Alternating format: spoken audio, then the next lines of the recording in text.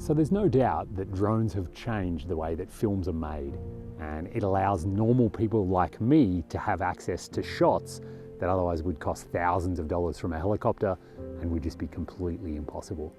So in today's video, I have a review for you of a new drone that's just hitting the market. And this is the first time I've ever done a gear review like this, so I'm interested to hear your thoughts. Is it something I should do more of? And I have some thoughts of my own about doing this and if it's the kind of thing I want to do in the future. So stick around, let's review the new Veeniix V11 drone. So this whole YouTube thing turns out to be pretty strange. My channel's growing in popularity, and for about the last year now, I get about 10 emails a month from companies that want to send me stuff and they want me to review it for them on my channel. And up until now, I have heavily resisted this and I've said no to every single one of them. But today I decided, why not? I'll give it a shot. So right up front, I need to say that Veeniix supplied this drone for me to review, and I do get to keep it. This is now mine. So effectively, they've given me a $500 drone. And that obviously comes with some strings. And it's those strings that I feel kind of strange about. Am I obligated to tell you that you should definitely buy this drone? Am I obligated to tell you that it's incredible? Or should I just tell you the truth, and if their product is good enough, then so be it?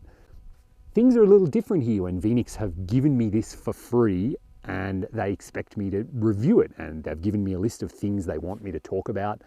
And all of that I find quite complicated. And I'm struggling to put this into words, to be honest, while maybe still highlighting the product. I think that's a tricky line to walk. So you know me, I want to be honest, and I don't want to devalue my channel and also devalue the relationship that I've built with you guys. And so in my usual fashion, the only thing that I know how to do is to just be brutally honest. I'm not going to sugarcoat this. I'm not going to tell you any lies. I'm going to use the drone. I'm going to show you the shots that it gets, and I'm going to talk honestly about what I think about it. And I'll let you make up your own mind as to whether you think you should get one. Right off the bat, this drone is 4K, which means it's a higher resolution than my old drone can film in. And as a result, I'm able to film this entire video in 4K. This is the first time I've ever edited and uploaded a video to YouTube in 4K. So that immediately is a quality improvement over my old drone.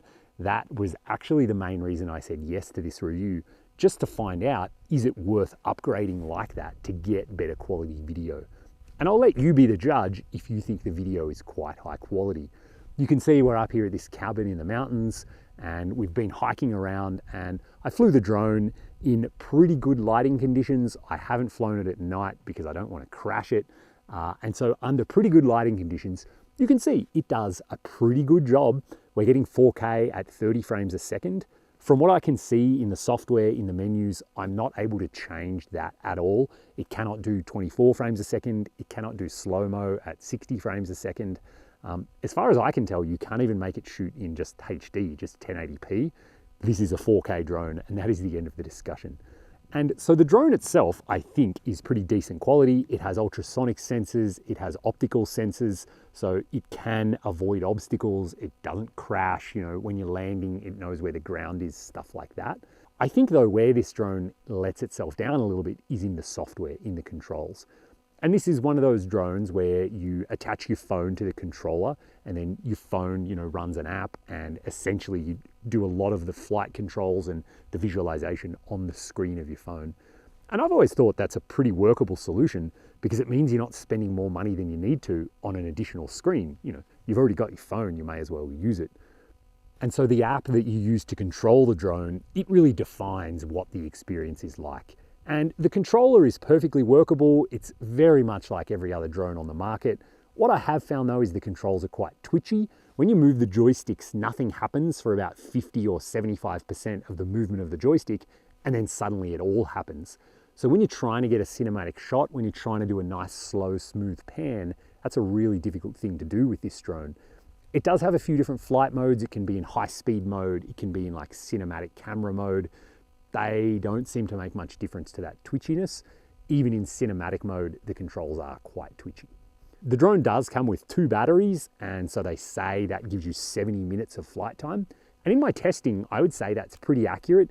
Definitely I got half an hour out of it from both batteries. So I'm up to 60 minutes, probably 75 or 70 if I was willing to push it until the batteries were quite flat. So I think that's really good that it comes with 2 automatically. It comes with a bunch of charging cables and stuff like that you would expect, and the cable you need to connect your phone actually to the controller. Another thing they advertise with this drone is how far away it can fly because of the transmission that it uses. And in my testing, I had it out to 500 meters yesterday, and the screen started to get a bit jittery and it kind of broke up. And then this morning with this cloud cover, I only went out to 250 meters and it lost connection to the drone, and it basically started coming home on its own because it couldn't talk to the controller anymore. I could still see the drone out there over the mountains, so there's obviously no buildings in the way, there's no obstructions, I don't think there's any radio towers or anything like that up here. So in terms of ideal conditions, you would expect this would be it, and that's about how far away it went. And then this drone also has a couple of advanced flight modes. So one of them is you can make it follow the controller. Based on the GPS coordinates of the controller, the drone will just follow it wherever it goes. That's pretty handy if you're in a vehicle, pretty handy if you're on a mountain bike or something like that. In my testing, it works quite well, although the drone doesn't compensate for elevation. So if the controller goes up a lot in elevation because you're driving up a mountain, the drone doesn't also go up in elevation. That's a bit of a downside. The other thing you can do is image recognition on the screen. You can highlight, say, me on a mountain bike, and then say, just follow that. And based on the image recognition, it will follow the thing that you have selected. Again, I think it works pretty well. It doesn't compensate for elevation, which is a downside. There's no doubt about it, having a drone is pretty fun. It's a toy, it's fun to play with. I am a YouTuber, I am capturing my adventures. So for me, it makes sense to have a drone. It is a tool, just like the camera I'm speaking to, just like the microphone I'm using. You know, I buy these things to use as part of my job. But if I wasn't a YouTuber, it's hard to know if having a drone would be worth it. Certainly it's fun. Certainly it's a great way to show your friends and family, you know, what you're getting up to. And even just flying it is fun, even if you don't record any videos or take any photos, it still is just a cool toy to play with. You get some really unique perspectives on where you are. We've used it hiking a few times actually, just to see like what's over the next ridge or see which way the trail goes. Can be pretty handy at times for things like that too. So there you have it. Those are my thoughts on the Veeniix V11 drone.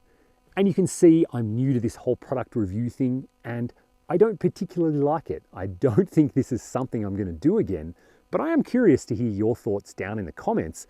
Let me know what you think. Do you want me to do more gear reviews on things that I'm being offered? Do you want me to talk about my camera setups, how I edit these videos? Or do you just want me to hurry up and get on to building the Jeep and having the adventures around the world, and you're not really worried about the gear and the behind the scenes? I would like to know what you think, and I would like to make videos that you guys are interested in watching. And if you are interested, there is a link in the description, so you can head over to Amazon and check out this drone. I've tried my hardest to be honest with you and just let you know my thoughts. And so there it is, the Veeniix V11 drone.